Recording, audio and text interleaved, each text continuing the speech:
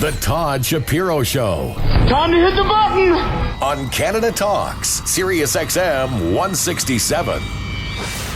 And another Raptor fan wearing a Raptor hat right here. And an individual I follow on Twitter, actually. And I love his Twitter because he's just very direct and very honest, political, and also very inspirational because he's a cancer survivor and he's a big part of the road hockey to conquer cancer. And he does a lot for the Princess Margaret Cancer Foundation. It's an honor to have Tim McClure here. Hey, Tim. Hey, thanks, Todd. And thanks, guys. It's great to be here. What an incredible atmosphere. Getting off the GO train. There's TFC's playing tonight. The Raptors are playing. And I go back to, I was part of the first ever the Raptor launch because when I was at Starter, we helped with the logo and all the product. And unbelievable. And then the first ever Raptor game. So I go back and I know everybody out there is trying to do the math, trying to figure out from my picture versus how old I am. But just stop it. Every one of you, stop it. I'm older than some of you, not older than most of you. So... No, great, exciting time. I mean, what were you do? Where were you at Starter? What'd you do there? I was a senior vice president years ago, and I mean, for a guy that grew up playing sports, loving sports, what an amazing career to go into because I was going to be into sales and marketing and branding somehow, but I mean, it could have been shower curtain rods, it could have been something else. So to be in where game sevens mean something, where overtimes mean something. And that's huge. Have you been going down to some of the games for the playoffs? I've been in the city. I haven't been able because I'm traveling, doing some speaking stuff. But it doesn't matter what my schedule is. I am finding a TV if I'm in an airport or whatever, and I'm hooking in because it's crazy. What are the speaking engagements you do, Tim? So I do a lot of stuff. I mean, after my bout with cancer, I went through stage 4 cancer and wasn't really expected to get through it at times. And for the first year, I was asked to do a lot of speaking about my story, and I would go out and speak about overcoming odds, beating the odds, overcoming obstacles, and that was great. But I started to get pigeonholed a little bit as that guy with cancer, and it was neat. You stand up on stage, you inspire 500,000 people, and you go do it again. I love doing it, but I realized that I worked my tail off for 25 years to climb the corporate ladder and go to Starter and then on to Luxottica, the largest eyewear company in the world. And you know, we had Ray-Ban and great brands and stuff. So there was a lot of lessons that I learned on the explosion of things like Starter, but also huge business lessons on when Starter went into Chapter 11 in the States. So here I am, all this information that other people paid me to develop and I was part of. I was really only able to share my Starter story or my cancer story. And so I talk now a lot. I combine the two, a lot about balance in your life and a lot of things about do the things that I don't do some of the things that I did to drive myself almost into the ground. And you know, here we are. I'm on your show talking about it. So life is good. Oh, good, Tim. I'm happy to hear. What kind of stage 4 cancer did you have? I had a rare type that was, I had a golf ball sized tumor that was lodged underneath of my throat, so underneath my collarbone. And really every swallow, swallow water, food, felt like I was swallowing a hot razor blade. Oh, wow. And I actually went to three doctors, different doctors, like ENTs and stuff. And I wasn't like that typical guy that never bothered to. I mean, listen, nobody ever has time to get sick, right? But I did. I was diligent. I went to 3 doctors, and I had 3 doctors tell me nothing was wrong. Oh, wow! I had the 4th doctor. Or the 3rd doctor actually provide me a $10 bottle of nasal spray. Really? And but persistency is so important. Nobody knows your body more than you do. I wasn't a doctor, but I knew that it hurt like hell. So I kept on pushing, and the next doctor, within 10 minutes, he had put a scope down my throat and said, I have to get to hospital right away. Wow. And, you know, kind of that. How old were you? I was 45 at the time. Wow. So I was kind of that. It was kind of like I remember the look that I gave this next doctor, and I just kind of rolled my eyes and said, you know, what's that going to take? 3 more weeks to get an appointment? And he looked at me and said, I have to get you there right away.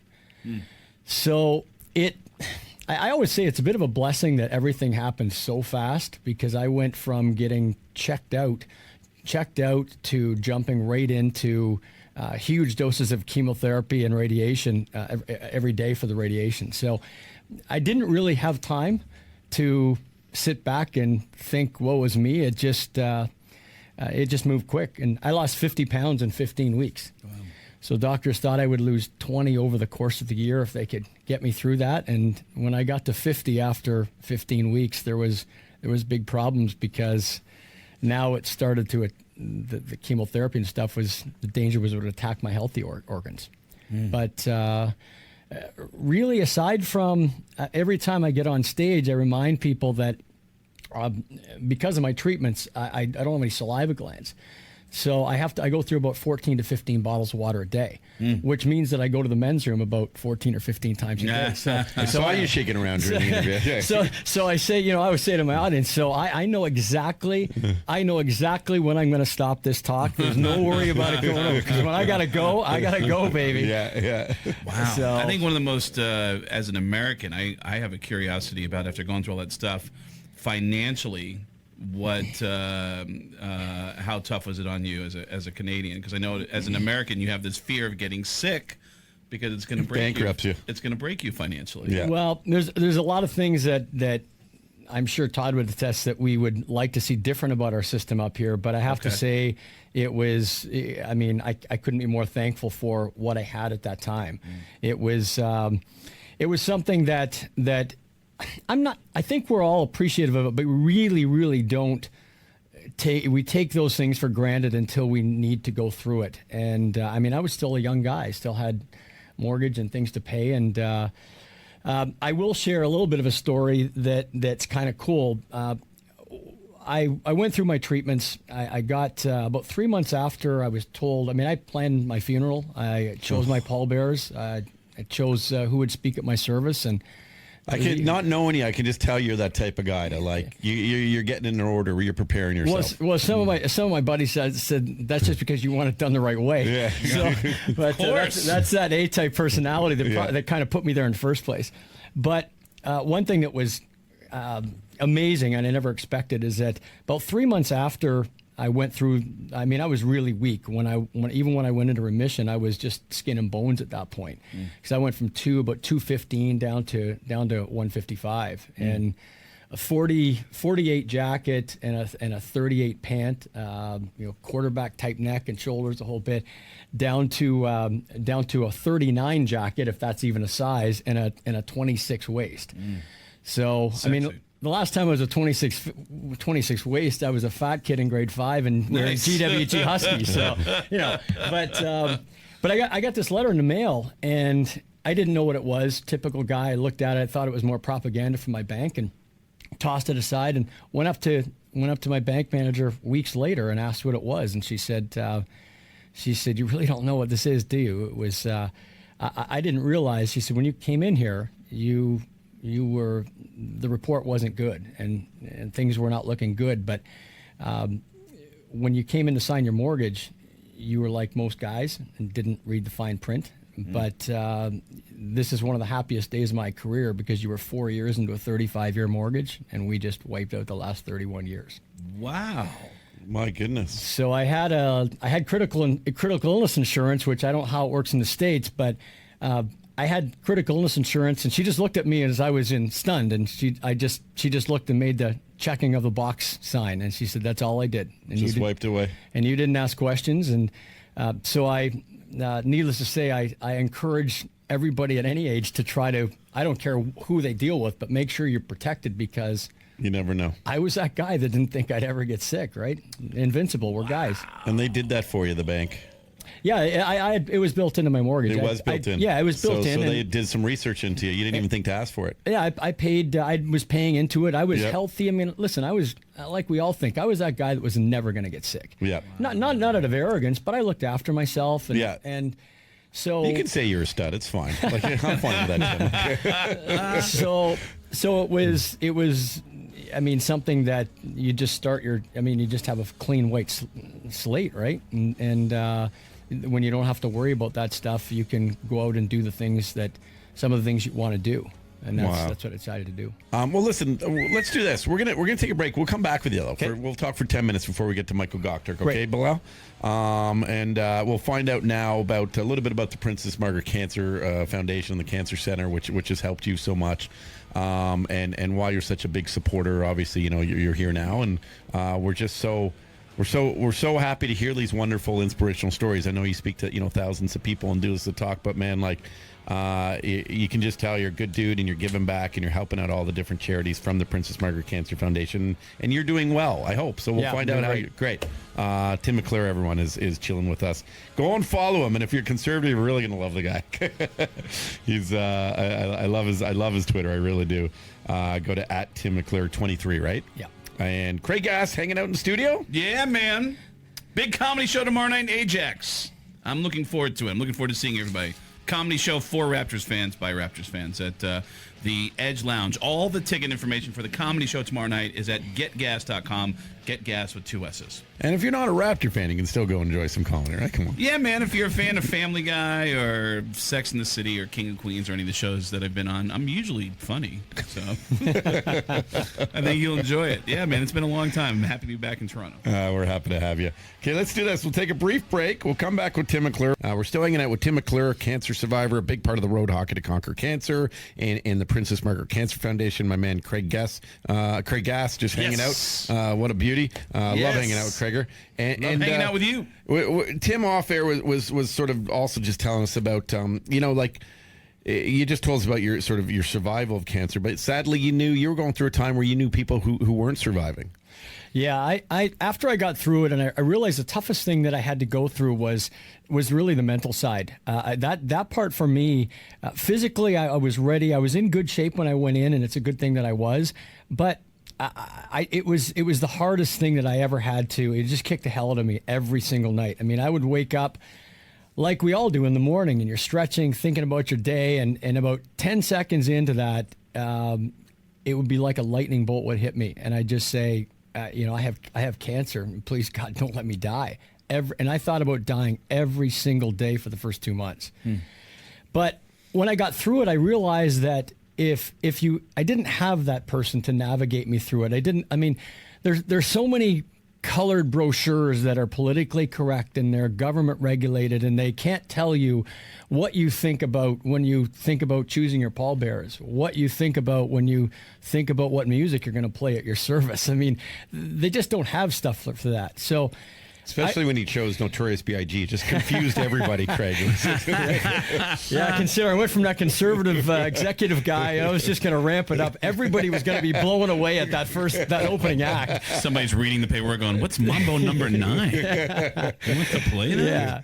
But so I started a little foundation. We don't publicize it. We don't take any money for it. And it was really just myself and a few people where I started to help people going through life-threatening illnesses. And it was really clear. It wasn't a cancer foundation. It wasn't a cancer help. It was anybody, because it doesn't matter if you're told you have stage 1 or stage 4. Mentally, it's really all the same in the beginning. But I started helping people of all ages, a 23-year-old girl with brain cancer, a 45-year-old father of 3 kids, a senior vice president of a major corporation. Lots of people, and ironically, they were all getting treated at local hospitals, but because their cases were advanced, they were all getting pushed to Princess Margaret for the very best treatment in the world. So I found myself there a lot, down there, and I would walk through their first treatments. I'd walk through and I'd do the mental things they couldn't talk to their family about. And I reconnected with a great friend of ours, Kevin Shea, who said, listen, we connected way back when I was in the hockey business. And he said, look, you are the perfect guy to have on our team helping us, because you've got so many contacts in the corporate world and your story is amazing. And would you be willing to? And I said, absolutely. And as you know, Todd, Kevin's that quiet, unassuming guy. He's the guy that does a lot of running around, but there are so many people, great people at the Princess Margaret Cancer Foundation. But Kevin, when it comes to the celebrities are a big part of that event. And he is 100% responsible for that. The celebrities come because it's an amazing cause, but they also come because Kevin asked them to. And so really anything. He's such a nice guy. Yeah, you just won't meet I would never guy. really consider myself a celebrity, but that's why I started there. Like he reached out to me out of nowhere, and told me he was a fan and liked my body of work, and I'm like, man, you have a terrible sense of humor then. But and then we and then just better getting than saying involved. he liked your body. Yeah, that would have been a problem. Come on, I really like your body. I'm a big fan. It's easy to go and help out for him, and then once you see the rest of the team over at the Scotiabank That's Road right. Rocket to Conquer Cancer, it's like it's unbelievable the tales that so many people have, and yet how humble they are, and Yes. and how energetic they are, and how committed they are, and to put things in perspective, like I'll sit and complain in traffic, yet there's someone living with cancer who will go and help raise $20,000-$30,000 and also help organize the event, and you won't even know. Like it's just so it's very inspirational. It really is. What I love about it is that I came from that staunch corporate world that was drive, and it was bottom line, and really, put on a happy face that you look like you're having fun with corporate events and picnics, but at the end of the day, we all, the senior goal. people have to rush back and get back to the numbers. And what I love about this event is that men and women, and I love the fact that the women's side is growing even more, but men and women take off their suits, a lot of times playing against each other, their competitors.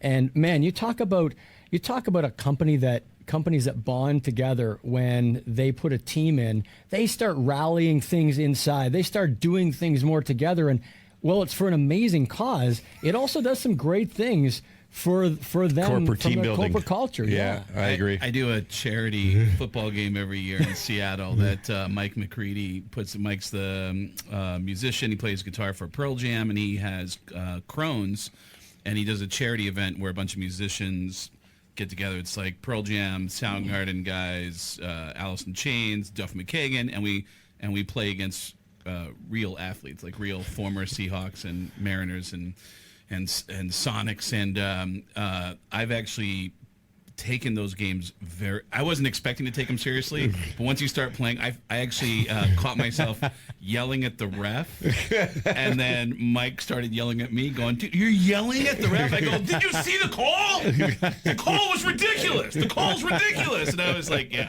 but there is something that changes in people. There's a competitive side still to the Road Rocket to Conquer Cancer. Sure there is, and I mean, at the end of the day, I'm going to say 99.9% of the people that play in it have been great. And the odd time you get somebody that goes a little bit over the top, but for the most part, even if somebody by mistake, as things get heated or it's a close game, it's not like you win the Cancer Cup or something. It's not, but even if it gets close and by mistake you trip somebody or you knock somebody down, the first thing that you do is you end up saying, "Buddy, I'm so sorry," and you end up picking them up. So it does get competitive, which I think we all have competitiveness in us, but at minutes later, seconds later, people are saying, "Oh man!" And after the game, and then they bring the beer out, which is nice too. So that's always fun. Yeah, it's a very special day, and we've done it now for 4 years, and